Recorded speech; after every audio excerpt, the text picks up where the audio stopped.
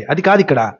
ఇక్కడ విషయం ఏంటంటే సృష్టి క్రమాన్ని లేదా ప్రభుత్వాన్ని సర్వ సృష్టి మీద కలిగి ఉండడానికి కారణం యేసుక్రీస్తు ఒక్కడే అంటే ఆయన యేసుక్రీస్తుకి నీలాంటి నాలాంటి కుమారుడు కాదు, ఏకైక కుమారుడు, అద్వితీయ కుమారుడు అని ఆయన ప్రకటిస్తుంటే ఏమండి, నువ్వండి, నేనండి యేసయ్యతో పాటు తండ్రిలో నుండి వచ్చాం. చిచ్చి ఆ చెత్త మాటలు చెప్పకండి.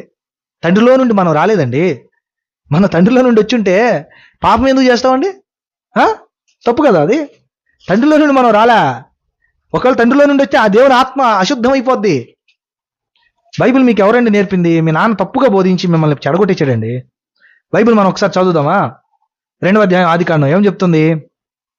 దేవుడైన యెహోవా 7వ వచనం, నేలమంటితో నరుని నిర్మించి వాని నాసికారంధ్రములలో జీవవాయువును ఊదగా నరుడు జీవాత్మాయను. జీవవాయువుని ఊదాడు అంతే, ఆత్మను వదిలే. బైబిల్ మనకి క్లైమ్ చేసింది ఏంటంటే జీవవాయువును దేవుడు ఊదాక ఆత్మ ఉనికిలోకి వచ్చాడు. అంతకుముందు ఆత్మను వదగా మనిషి జీవాత్మాయను అంటే తప్పు. జీవవాయువు అంటే మీరు ఆత్మ అనుకుంటున్నారా? మనిషికి ముందుగా ఆత్మ ఎట్లుంటుందండి?